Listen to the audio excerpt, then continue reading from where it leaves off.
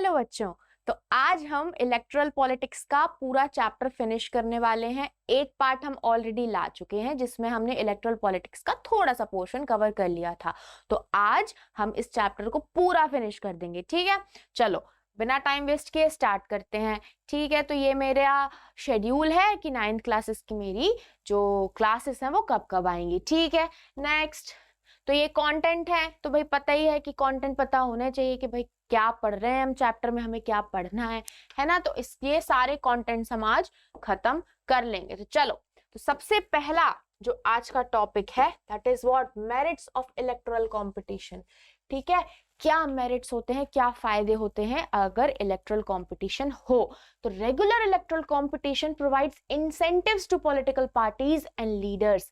Regular electoral competitions अच्छे होते हैं, क्यों? क्योंकि वो इंसेंटिव्स प्रोवाइड करते हैं लीडर्स को, पॉलिटिकल पार्टीज को।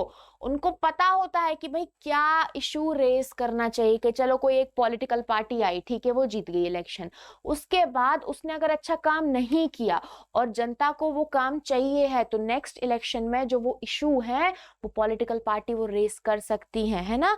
वो पॉलिटिकल पार्टी वो इश्यूज रेस कर सकती हैं, ठीक है। ओके, हाँ यही है ना। But if they fail to satisfy the voters with their work they will not be able to win again. अगर उन्होंने अच्छा काम नहीं किया है तो इस चीज का फायदा दूसरी पॉलिटिकल पार्टी उठाएगी, उस इश्यूज को रेस करेगी और वोटर्स जो हैं पहली पॉलिटिकल पार्टी जो जीती थी उसको हो सकता है वोट ना दे। तो रेगुलर इलेक्टोरल अगर कॉम्पिटिशन्स होना तो वो अच्छे होते हैं, वो वोटर्स के लिए भी अच्छे होते हैं और जो खड़े हो रहे हैं कैंडिडेट्स उनके लिए भी अच्छे होते हैं, मौका मिलता है सबको, ठीक है।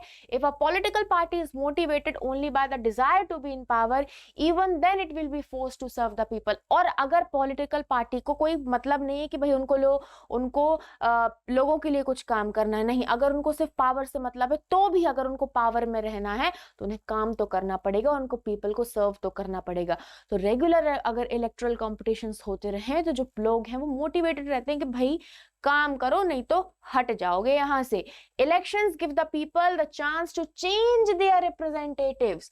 इलेक्शंस की मदद से हम अपने रिप्रेजेंटेटिव को चेंज कर सकते हैं।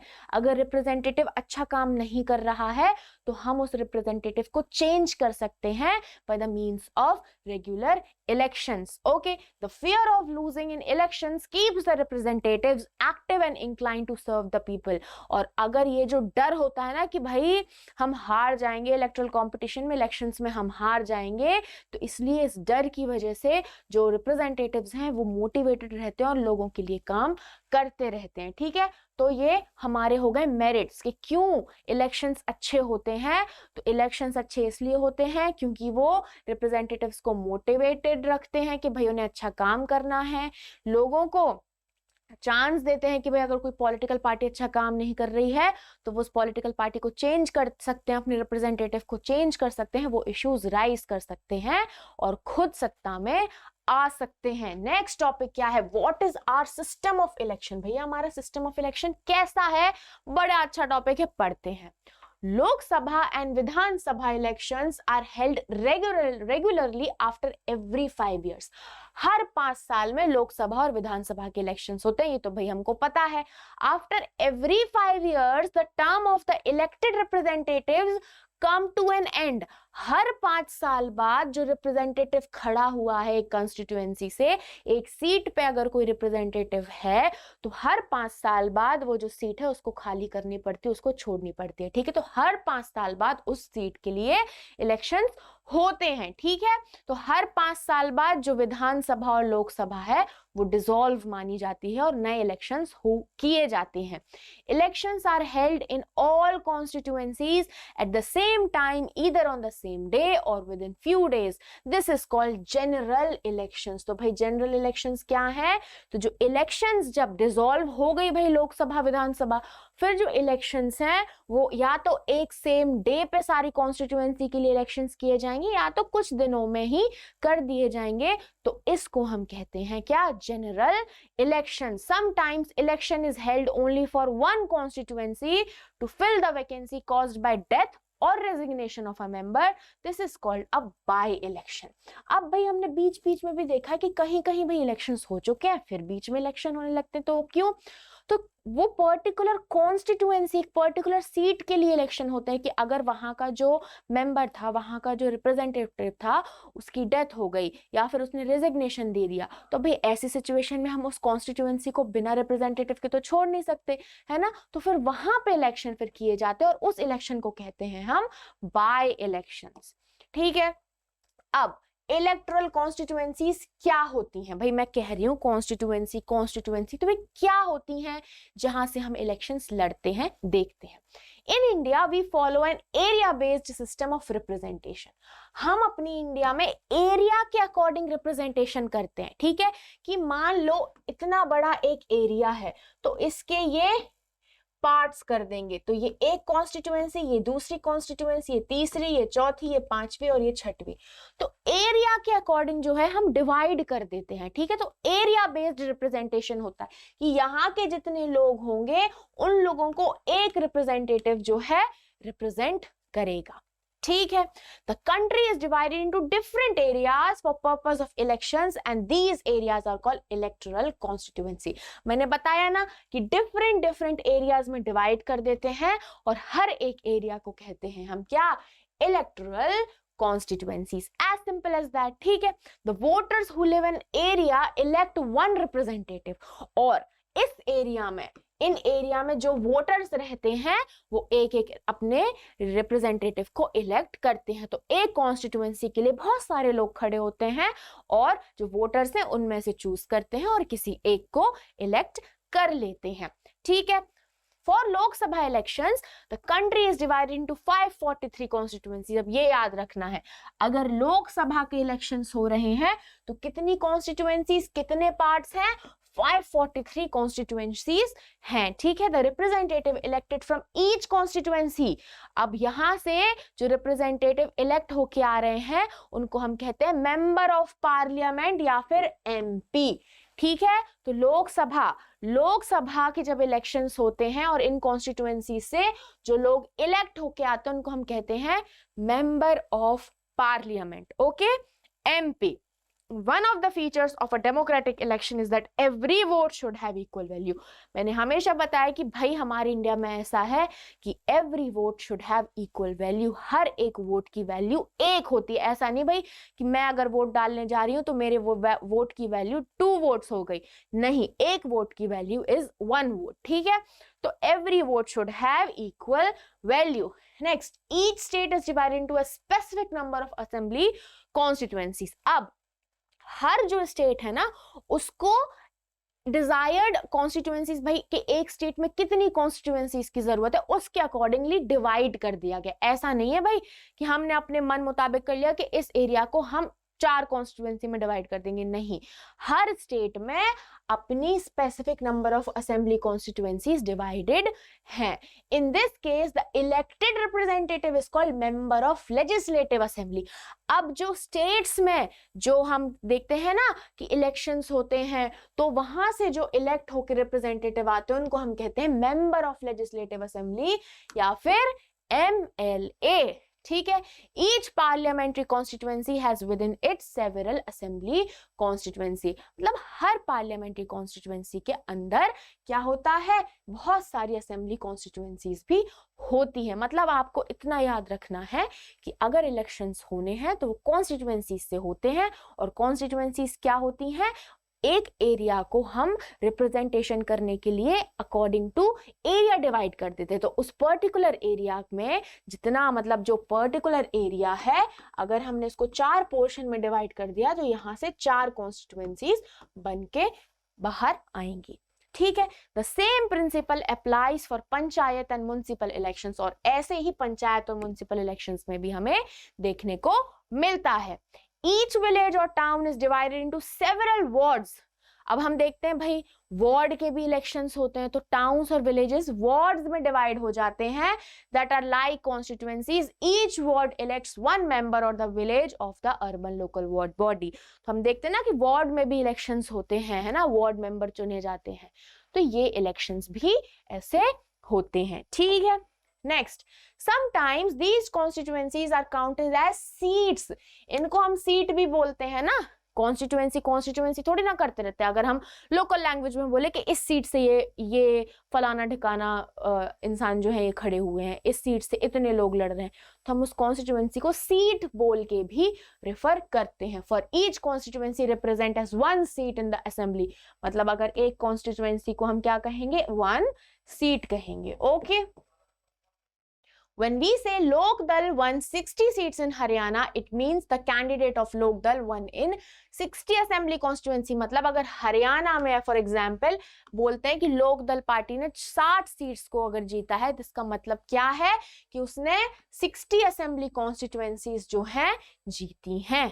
ठीक है, ओके। और क्या 60 MLA होंगे स्टेट असेंबली में, मतलब एक स्टेट असेंबली है, ठीक है, एक स्टेट असेंबली है, उसके अंदर बहुत सारी कॉन्स्टिट्यूएंसीज आती हैं। एंड फॉर एग्जाम्पल लोक दल ने 60 सीट्स जीती, ठीक है, तो इसका मतलब है 60 MLA जो हैं लोक दल से रहेंगे कहाँ पे, स्टेट असेंबली में। ठीक है, नेक्स्ट अब हम बात करेंगे रिजर्व्ड कॉन्स्टिट्यूएंसीज के बारे में। तो रिजर्व्ड कॉन्स्टिट्यूएंसीज कुछ नहीं है भाई, वीकर सेक्शंस हैं। तो ये सोचा गया कि अगर वीकर सेक्शंस के लिए हम स्टैंड नहीं लेंगे और अगर वीकर सेक्शंस को हमें इंप्रूव करना है तो उनको थोड़ा बहुत हमें रिजर्वेशन देना पड़ेगा। तो उनके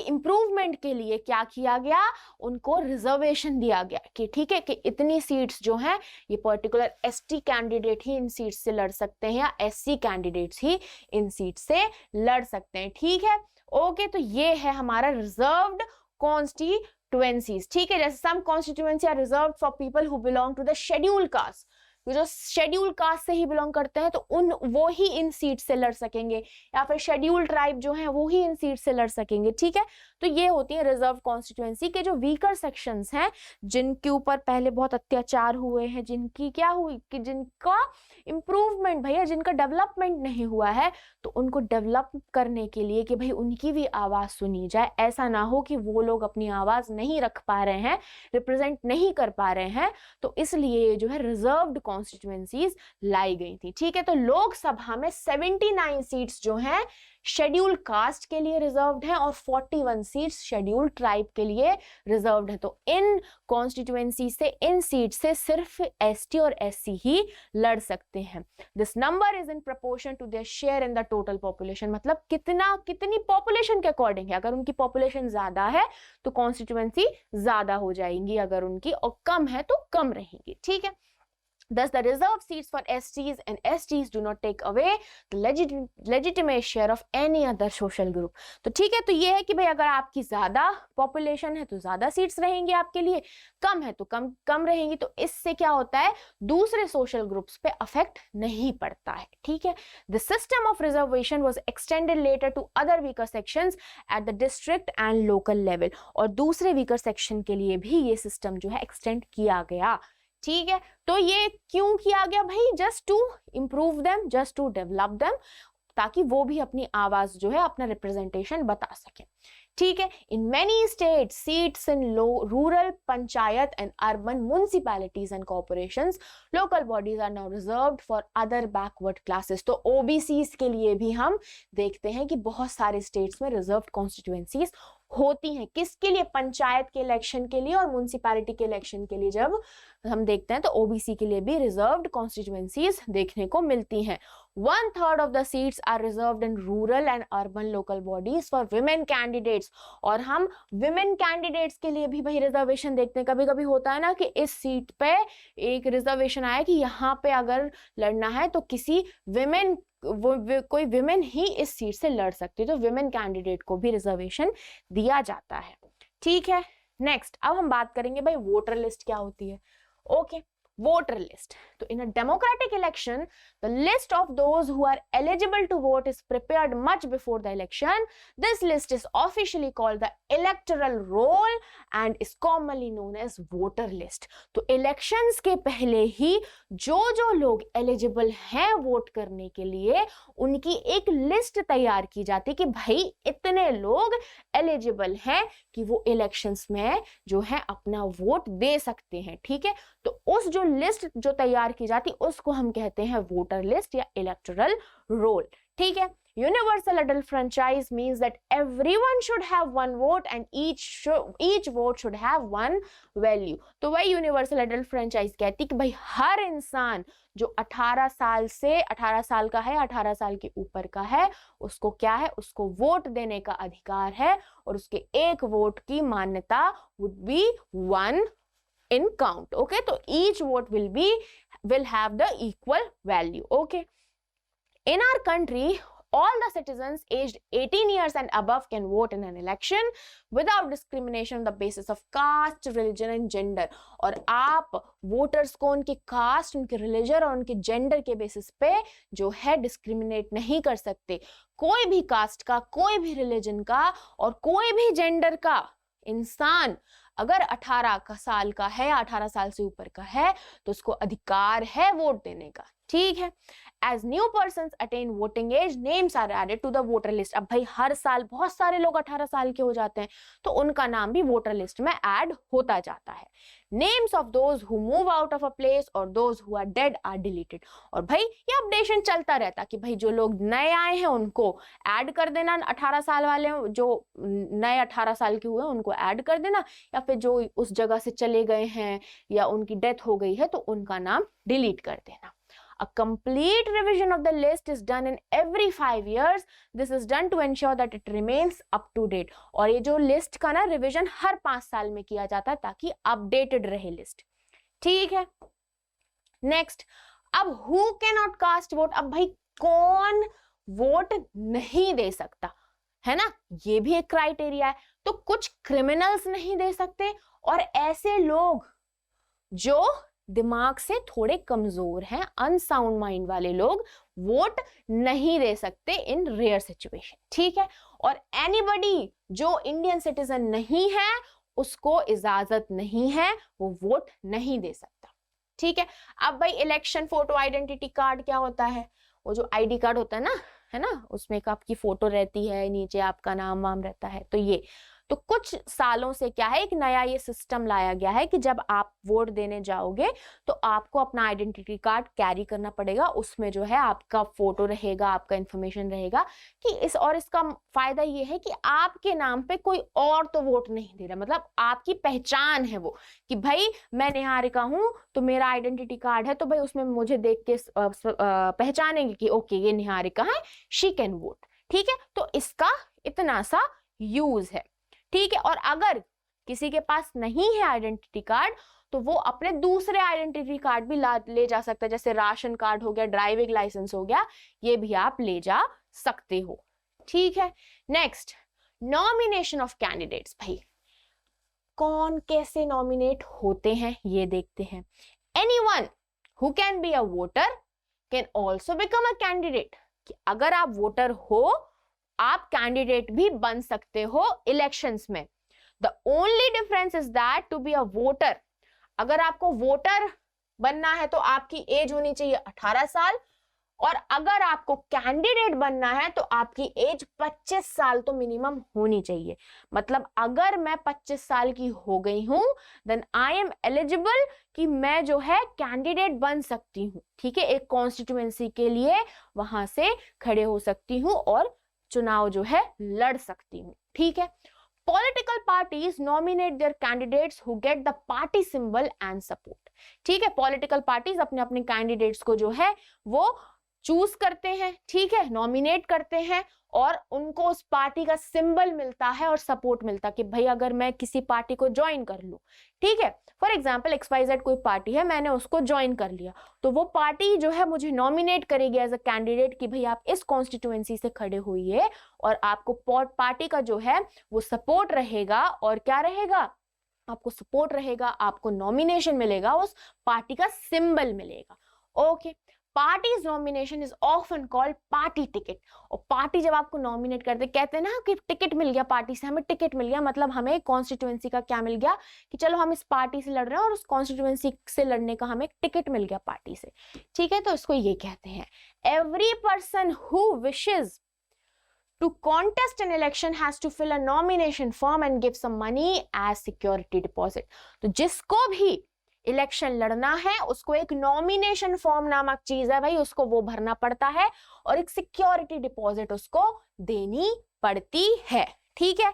Recently, a new system of declaration has been introduced on the direction of the Supreme Court. Every candidate has to make a legal declaration giving full details. भाई सुप्रीम कोर्ट ने एक नया अच्छा चीज लेके आई है ये सुप्रीम कोर्ट कि जिसको भी इलेक्शन लड़ना है उसको क्या देना पड़ेगा, उसको अपना एक लीगल डिक्लेरेशन देना पड़ेगा और अपने बारे में पूरी जानकारी, पूरी डिटेल्स जो है उसे देनी पड़ेंगी। ओके, अब क्या क्या जानकारी देनी पड़ेगी कि भाई कोई क्रिमिनल केस तो नहीं चल रहा है उसके ऊपर, ठीक है, तो उसको अपने जितना उसकी जमीन जायदाद जो भी है, जो भी उसके एसेट्स हैं, जो भी उसके लायबिलिटीज हैं उसकी या उसकी फैमिली की, उसकी इंफॉर्मेशन देनी पड़ेगी।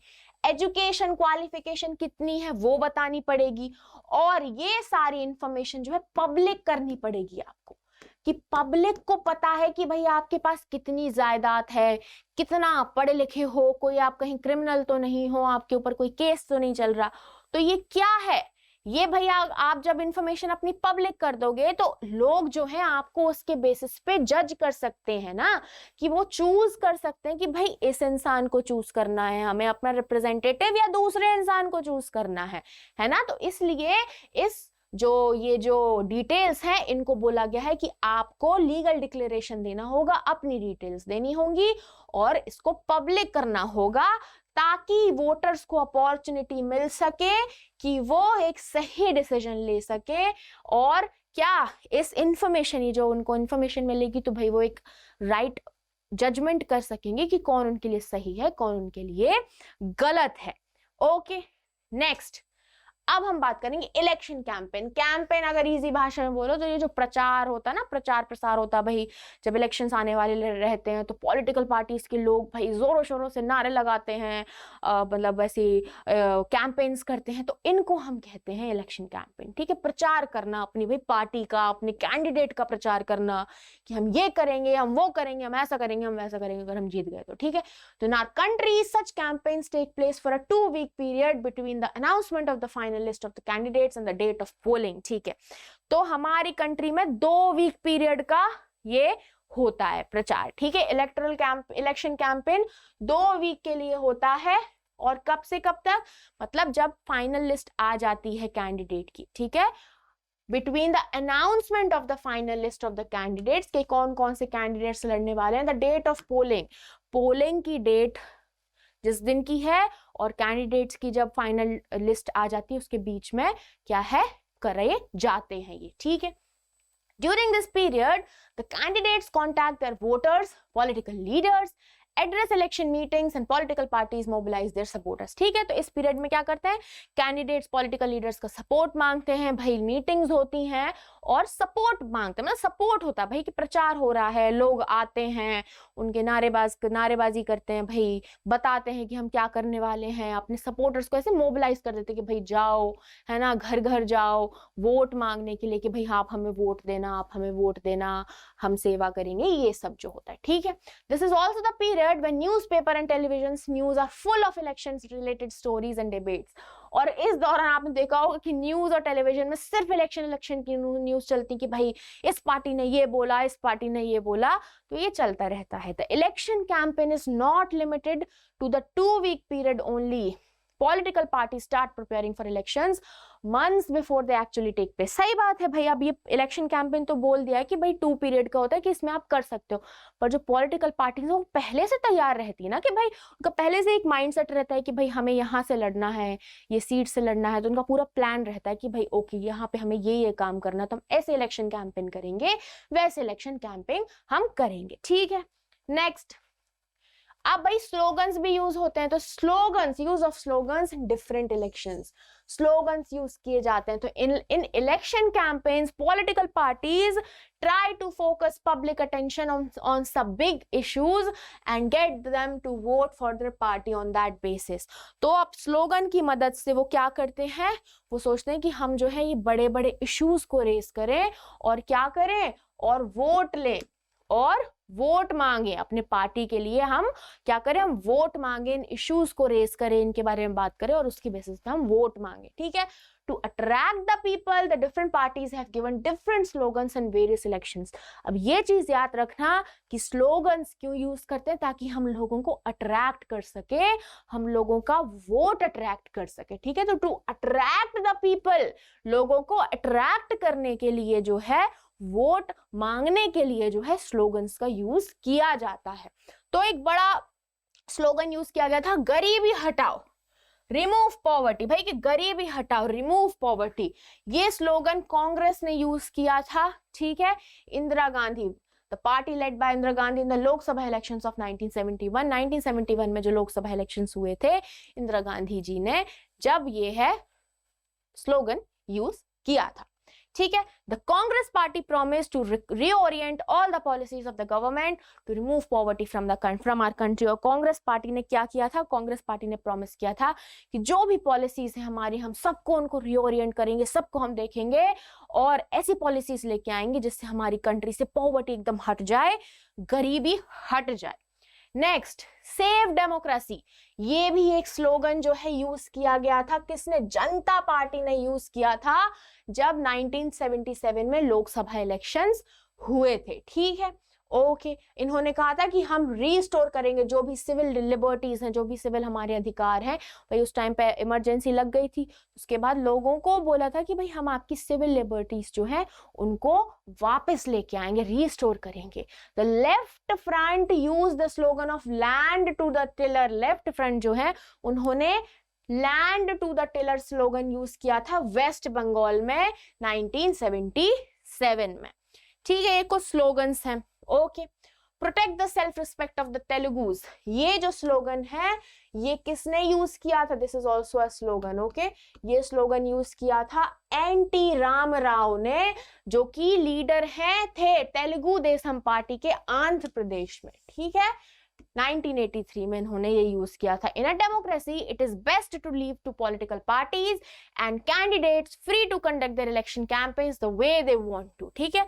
तो डेमोक्रेसी में अगर बोले तो अच्छा होता कि पॉलिटिकल पार्टीज के ऊपर छोड़ दो, कैंडिडेट्स के ऊपर छोड़ दो कि उनको कैसे अपना कैंपेन जो है करना है। पर अगर हमने ऐसा कर दिया तो कुछ भी हो सकता है भाई, कैंपेन के नाम पे आप, वोट लेने के नाम पे कुछ भी कर सकते हो। तो कभी कभी जरूरी हो जाता है रेगुलेट करना कैंपेन को, कि आप कहीं गलत चीज तो नहीं कर रहे हो, तो रेगुलेट करना इंपॉर्टेंट हो जाता है, ताकि every political party and candidate get a fair and equal chance to compete। Her political party को और हर कैंडिडेट को एक इलेक्शन लड़ने का फेयर चांस मिल सके, इक्वल चांस मिल सके, इसलिए रेगुलेट करना इंपॉर्टेंट हो जाता है, ठीक है। Next, election law. भाई इलेक्शन का भी लॉ है, देखते हैं क्या है ये। तो according to our election law no party और कैंडिडेट कैन, भाई जो इलेक्शन लॉ है वो क्या क्या बोलता है कि हमारे इलेक्शन लॉ के अकॉर्डिंग कोई भी पार्टी या कोई भी कैंडिडेट क्या नहीं कर सकती, वो वोटर्स को डरा नहीं सकती और उनको रिश्वत नहीं दे सकती। Appeal to them in the name of caste और रिलीजन, कास्ट और रिलीजन के नाम पे आप उनसे अपील नहीं कर सकते। Use government resources for election campaign, आप गवर्नमेंट रिसोर्सेज का यूज नहीं कर सकते इलेक्शन कैंपेन के लिए। Spend more than 25 lakh in a constituency for a Lok Sabha election और 10 lakh in a constituency in an assembly election. अगर आप स्टेट असेंबली इलेक्शन लड़ रहे हो तो आप 10 लाख रुपए से ज्यादा खर्च नहीं कर सकते, और लोकसभा में आप 25 लाख रुपए से ज्यादा खर्च नहीं कर सकते, ये हमारा इलेक्शन लॉ कहता है, ठीक है। If they do so their election can be rejected by the court even after they have been declared elected. अगर उन्होंने ऐसा किया, अगर उन्होंने ऐसे मींस यूज किए तो उनका जो इलेक्शन है उसको रिजेक्ट कर दिया जाएगा कोर्ट के द्वारा, अगर आप इलेक्ट हो गए हो तो भी, ठीक है। तो कोर्ट जो है उनके इलेक्शन को रिजेक्ट कर सकता है। In addition to the laws, all the political parties in our country have agreed to a model code of conduct for election campaign. According to this, no party or candidate can। अब हमारी सारी parties ने एक model code of conduct for election campaign एक उसको अपनाया है कि भाई हम इसी तरीके से जो है कैंपेन्स करेंगे। तो अब उसके अकॉर्डिंग कोई पार्टी क्या नहीं कर सकती, use any place of worship for election propaganda. कोई भी आप वर्शिप की जो प्लेस है उसको इलेक्शन प्रोपोगंडा जो है नहीं बना सकते।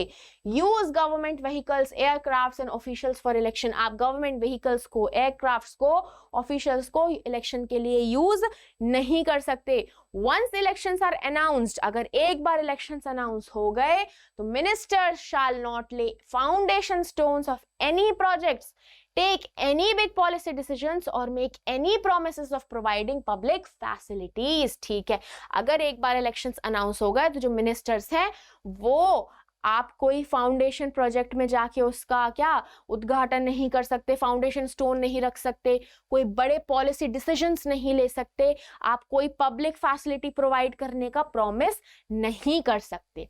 ठीक है, तो ये सब आप नहीं कर सकते हो भाई, according to the model code of conduct of campaigns. ठीक है, polling and counting of votes. भाई पोलिंग और कैसे काउंटिंग ऑफ वोट्स की जाती है ये देखेंगे।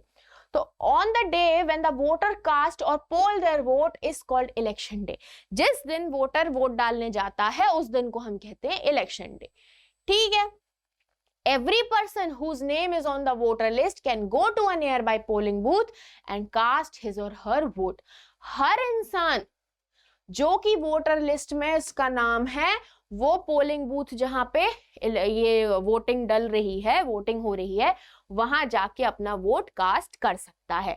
Once the voter goes inside the booth, the election officials identify him or her, put a mark on the voter's finger and allow him or her to cast his or her vote। ठीक है, जब voter polling booth के अंदर जाता है तो क्या होता है भाई, अब भाई आप लोग में से अगर कोई अभी तो नहीं गए होगे, अभी तो आप लोग 9th-10th वाले बच्चे हो, तो अभी कहाँ गए होगे।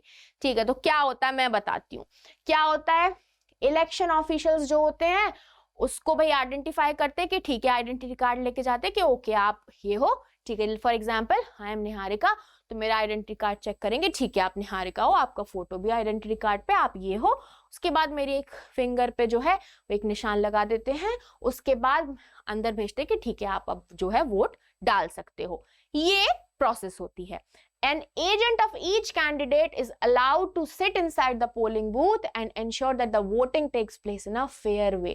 और हर कैंडिडेट का एक एजेंट अंदर बिठाया जाता है ताकि ये इंश्योरिटी, एक ये श्योरिटी रहे कि क्या वोटिंग जो है वो सही तरीके से हो रही है भाई, कि तुम्हें तसल्ली रहे कि वोटिंग में कुछ हेरा फेरी तो नहीं हो रही है। ठीक है, next, earlier voting was done by putting a stamp on the ballot paper। A ballot paper is a sheet of paper on which the names of the contesting candidates along with the party name and symbols are listed। ठीक है, तो पहले voting कैसी की जाती थी, पहले ना बैलेट पेपर का यूज किया जाता था। तो बैलेट पेपर क्या होता है, एक पेपर होता था, उसमें कैंडिडेट्स के नाम, उनके पार्टी सिंबल्स लगे रहते थे, तो आपको जाके उनको उनमें से टिक विक कर देना रहता था। ठीक है, तो ऐसे बैलेट पेपर का यूज करके पहले वोटिंग की जाती थी। पर अब ईवीएम मशीन्स आ गई हैं ताकि अच्छे से फेयर मींस ऑफ वोटिंग हो सके, फेयर तरीके से वोटिंग हो सके।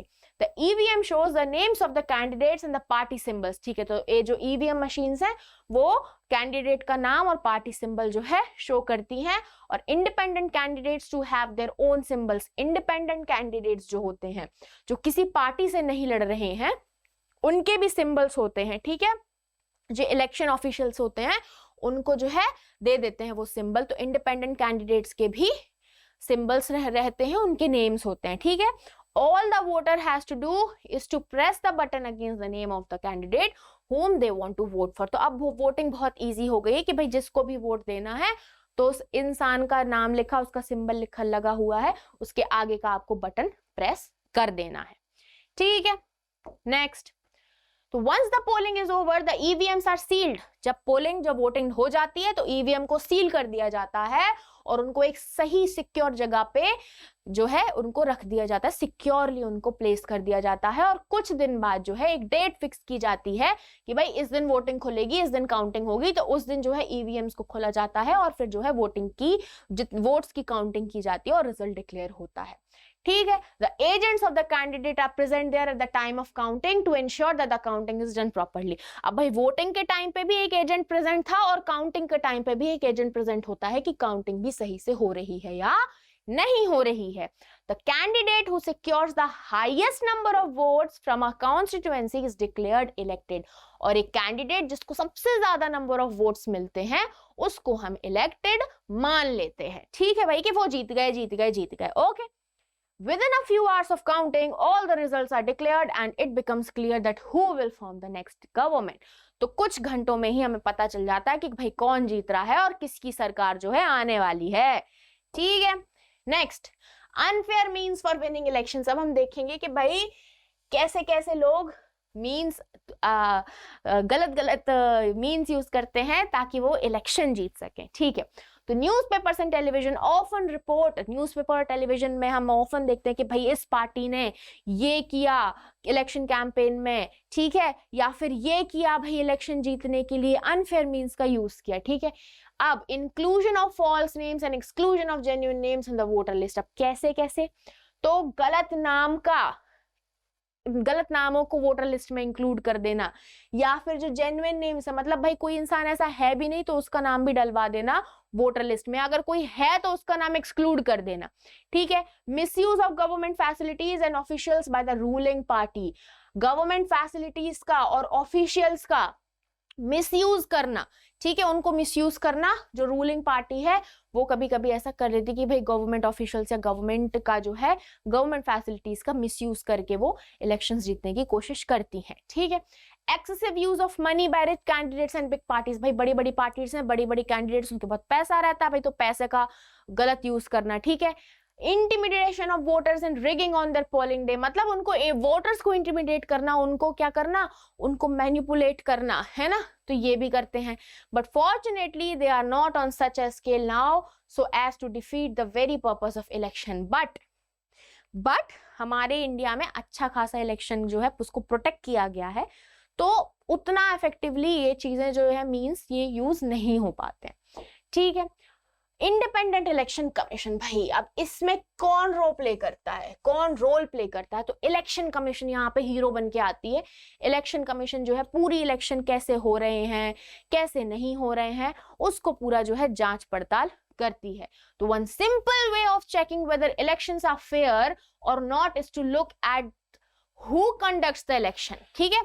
तो एक सिंपल तरीका ये चेक करने का कि जो इलेक्शंस है वो सही हो रहे हैं या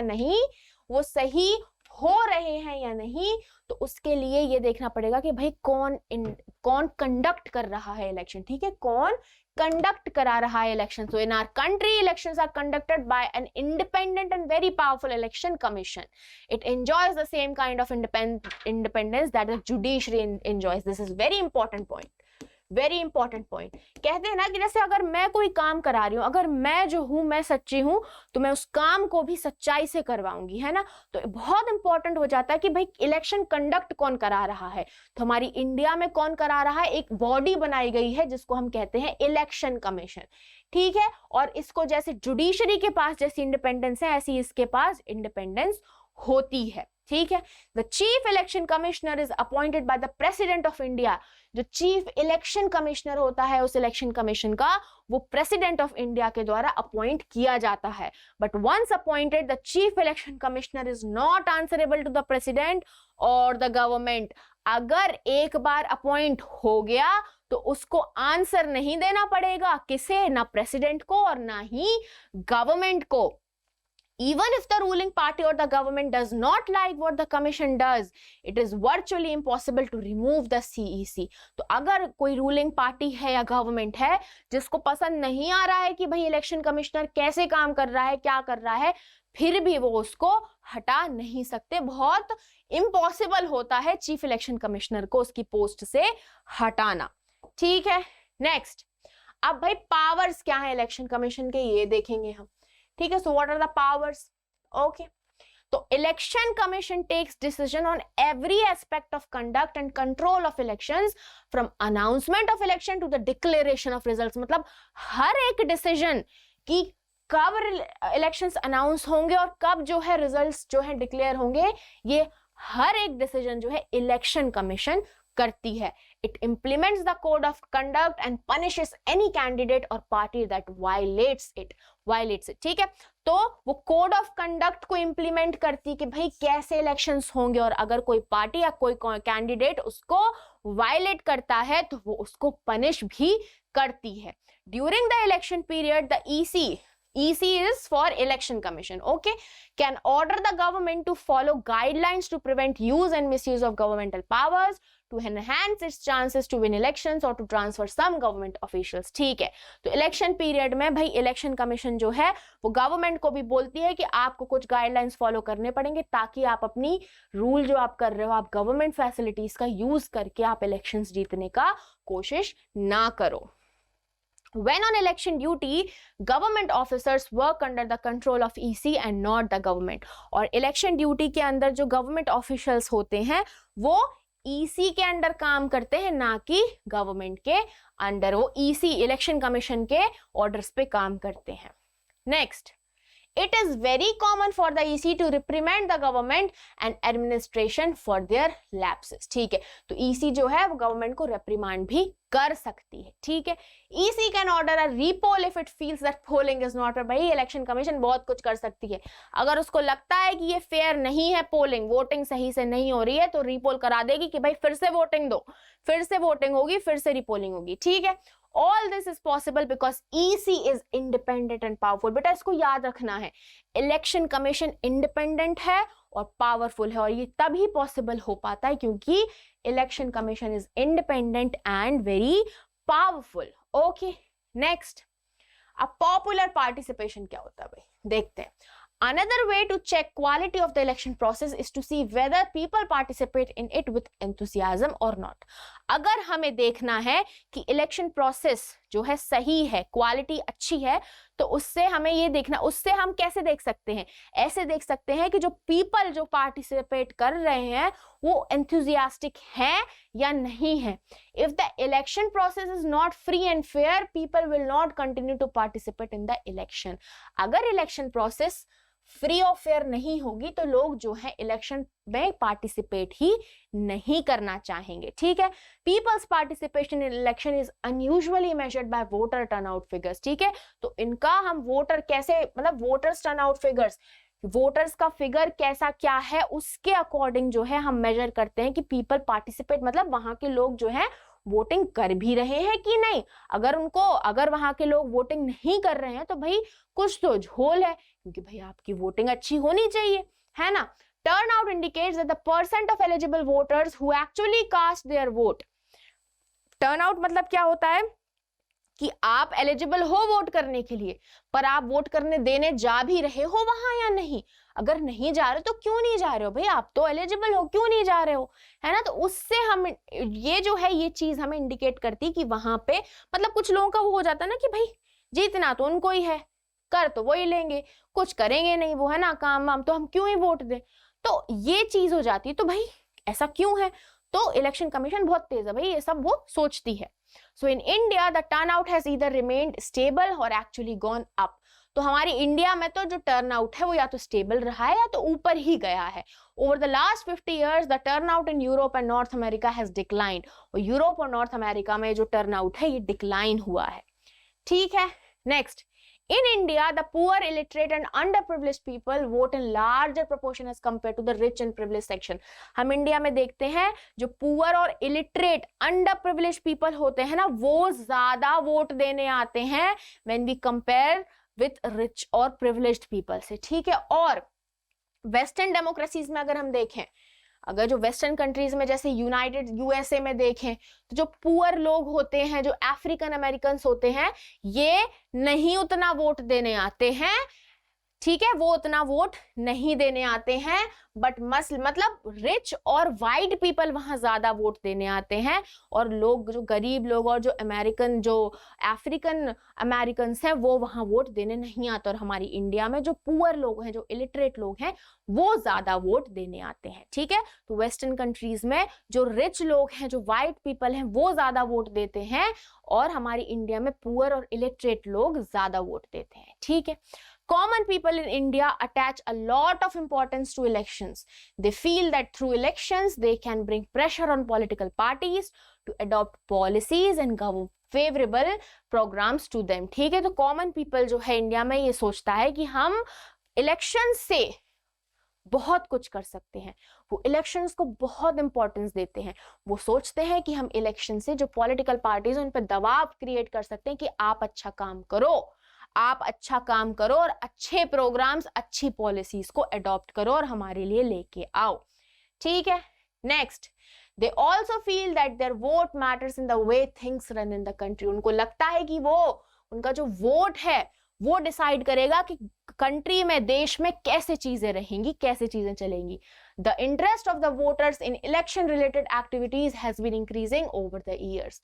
ठीक है, तो वोटर्स का जो इंटरेस्ट है ना वो दिन पे दिन बढ़ता जा रहा है इलेक्शंस में। ठीक है, During the 2004 elections, more than 1/3 voters took part in a campaign-related activities. आप ये कैसे देख सकते हैं कि इनका इंटरेस्ट बढ़ रहा है? 2004 में 1/3 वोटर्स जो हैं उन्होंने कैंपेन में जो है भाग लिया था, कैंपेन रिलेटेड एक्टिविटीज में वो बढ़ चढ़ के आए हैं। More than half of the people identified themselves as being close to one or the other political parties. और बहुत सारे लोगों ने बोला कि भाई हम इस पार्टी के क्लोज हैं, हम उस पार्टी के क्लोज हैं। 1 out of every 7 voter is a member of a political party. और अब ऐसा हो गया है कि हर 7 में से 1 मेंबर तो किसी पॉलिटिकल पार्टी का मेंबर होता ही होता है। ठीक है, next, acceptance of election outcome, कि भाई अब रिजल्ट्स जो रहेंगे उनको कैसे एक्सेप्ट किया जा रहा है, कैसे नहीं। One final test of the free and fairness of election has in the outcome itself. ठीक है, कि अगर फ्री और फेयरनेस है, इलेक्शन फ्री और फेयर इलेक्शन हुआ है, तो एक फाइनल टेस्ट होगा कि भाई आप उस इलेक्शन को कैसे एक्सेप्ट कर रहे हो, उसके रिजल्ट को कैसे एक्सेप्ट कर रहे हो। अगर आपने इलेक्शंस को गलत तरीके से जीता होगा, ठीक है, गलत तरीके से उसमें आपने एक्टिविटीज की, और अगर आपको लग रहा था कि भाई हम तो जीत ही जाएंगे और आप नहीं जीते, तो आपको वो बर्दाश्त नहीं होगी ना कि भाई हमने तो इतना सब कुछ किया, कैसे हार गए। तो वहां पता चलेगा कि आप सही हो या नहीं। तो एक जो फाइनल टेस्ट है कि भाई इलेक्शन सही हुए हैं या नहीं, वो क्या डिसाइड करता है? आउटकम, रिजल्ट डिसाइड करता है। ठीक है, if elections are not free and fair, the outcome always favours the powerful. अगर इलेक्शंस फ्री और फेयर नहीं होंगे, इलेक्शंस अगर अच्छे मतलब साफ सुथरे तरीके से, बिना किसी उल्टे सीधे तरीके से किए गए होंगे, तो भाई रूलिंग जो है चेंज होती रहेगी। मतलब आज अगर ये सरकार है तो हो सकता है अगली बार कोई और सरकार आए। पर अगर फ्री और फेयर नहीं है तो जो रिजल्ट रहेंगे वो हमेशा पावरफुल पार्टी की तरफ रहेंगे, पावरफुल लोगों की तरफ ही जो रिजल्ट हैं वो आएंगे। In such a situation the ruling parties do not lose elections. तो ऐसी सिचुएशन में जो रूल कर रही है पार्टी वो इलेक्शन हारती नहीं है। Usually the losing party does not accept the outcome of the rigged election. ठीक है, और जो लूजिंग पार्टी है वो भाई एक्सेप्ट नहीं करती है इस आउटकम को। ठीक है, next, as far as India is concerned, the election results are accepted by the different parties as we can see from the following facts. But अगर हम इंडिया में देखें तो रिजल्ट्स को बहुत अच्छे से एक्सेप्ट किया जाता है और उनको हम फॉलोइंग फैक्ट से देख सकते हैं। जैसे the ruling parties routinely lose elections in India both at the national and state level. हम देखते हैं इंडिया में कि नेशनल और स्टेट लेवल पे, दोनों लेवल पे जो रूलिंग पार्टीज है कई बार हार भी जाती है। In fact in every 2 out of 3 elections held in the past 15 years the ruling party lost. पिछले 15 सालों में हमने देखा है कि रूलिंग पार्टी जो है हारी भी है। In the US, an incumbent or setting elected representatives rarely loses an election. In India, about half of the sitting MPs or MLAs lose elections. US में अगर हम देखें तो बहुत सारे जो रूलिंग पार्टीज हैं वो इलेक्शन लूज नहीं करते हैं, बट हमारे इंडिया में बहुत से MPs और MLAs इलेक्शंस लूज कर जाते हैं। तो इसका मतलब है कि हमारे यहाँ फ्री और फेयर इलेक्शंस हो रहे हैं। Candidates who are known to have spent a lot of money on buying votes and those with criminal connections often lose elections. और candidates जो बहुत पैसा वैसा खर्च करते हैं, वोट खरीदते हैं, जिनके क्रिमिनल कनेक्शंस होते हैं, often वो इलेक्शंस लूज कर जाते हैं। Barring very few disputed elections, the electoral outcomes are usually accepted as people's verdict by the defeated party. ठीक है, तो जो डिफीटेड पार्टी है वो सोच लेती है कि ठीक है भाई, ये लोगों का यही विचार होगा, लोगों का यही मत होगा, लोगों ने इन्हीं को रिप्रेजेंटेटिव एज अ चूज किया होगा, तो वो उस चीज को एक्सेप्ट कर लेती है। ठीक है, तो चैलेंजेस, अब क्या क्या challenges free of fair elections में क्या क्या चैलेंजेस हैं देखते हैं। Election in India are basically free and fair. ठीक है, इंडिया में elections mostly free of fair होते हैं, but this may not be true for every constituency. हर सीट के लिए हर जगह पे फ्री ऑफ फेयर इलेक्शन हो रहे हैं, ये सही नहीं है। ठीक है, ऐसा नहीं है कि हर जगह फ्री ऑफ फेयर इलेक्शन हो रहा है, कहीं कहीं गड़बड़ भी होती है। A few candidates may win purely on the basis of money power and muscle power and unfair means। तो कुछ कैंडिडेट्स भाई गुंडे टाइप्स होते हैं, तो वो अपने पैसे की दम से, अपने मसल की दम से, मतलब उनके पास भाई गुंडे वुंडे होते हैं उसकी दम से, और अनफेयर तरीके से इलेक्शन भी जीत लेते हैं। The overall verdict of general election in India still reflects popular preference. This is what makes Indian elections democratic. But overall अगर हम वर्डिक्ट देखें तो हम कहते हैं कि ठीक है, फ्री ऑफ फेयर है और इसलिए हमारा जो इलेक्शंस है वो डेमोक्रेटिक है। ठीक है, the challenges to free and fair elections are, अब क्या क्या चैलेंजेस देखने को मिलते हैं। तो सबसे पहले है मनी पावर। भाई कैंडिडेट्स जिनके पास बहुत पैसा है, तो अपने पैसे की दम पे इलेक्शन जीतने की कोशिश करते हैं। क्रिमिनल कनेक्शंस, भाई उनके पास अगर किसी क्रिमिनल से उनका कनेक्शन है तो उसकी दम पे वो इलेक्शंस डरा धमका के इलेक्शन जीतने की कोशिश करते हैं। फैमिली डोमिनेंस, भैया कि अगर एक कॉन्स्टिट्यूएंसी में एक फैमिली जो है वही जीतती आ रही है, तो वो फैमिली डोमिनेंस वाली चीज भी आ जाती है कि भाई वो उसी फैमिली से है जो जीतेगा, है ना। कोई पॉलिटिकल पार्टीज को, मतलब एक कोई पर्टिकुलर फैमिली डोमिनेट करेगी, भाई इसी पार्टी से खड़ा होगा इंसान और इसी से जीतेगा, तो ऐसा फैमिली डोमिनेंस भी एक चैलेंज होता है। नो प्रॉपर चॉइस, अब भाई कभी कभी ऐसा भी होता है कि जो दोनों रिप्रेजेंटेटिव खड़े हैं वो सेम ही कैटेगरी के हैं, तो आप कोई प्रॉपर चॉइस ही नहीं भाई कि इसको चूज करें या इसको चूज करें, हैं तो दोनों ही सेम कैटेगरी के, तो क्या करें। तो कोई कभी कभी प्रॉपर चॉइस भी नहीं होती है। और जो स्मॉल पार्टीज होती हैं, कभी कभी स्मॉल पार्टीज जो है डिसएडवांटेज रहती हैं बिगर पार्टीज से। ठीक है, मैन पावर के बेसिस पे या ऑर्गेनाइजेशनल सपोर्ट के बेसिस पे, भाई छोटी पार्टीज हैं, है ना, तो उनके पास तो मैन पावर नहीं होता, अच्छा ऑर्गेनाइजेशनल सपोर्ट नहीं होता, तो उसके पीछे इसकी वजह से जो स्मॉल पार्टीज हैं वो बिग पार्टीज से थोड़ी सी पीछे रह जाती हैं, और ये भी एक चैलेंज है। तो भाई ठीक है, ये हो गया हमारा बढ़िया से इलेक्टोरल पॉलिटिक्स कंप्लीट। हर एक टॉपिक को हमने किया है, आपको हर एक टॉपिक एकदम क्लियर होगा आई गेस। ठीक है, तो इस चैप्टर के या किसी भी लेक्चर के आपको नोट्स डाउनलोड करना है तो आप हमारे स्कोर प्लस ऐप से नोट्स को डाउनलोड कर सकते हैं। ठीक है, तो फिर मिलते हैं नेक्स्ट लेक्चर में, मिलते हैं नेक्स्ट वीडियो में। बाय बाय बच्चों।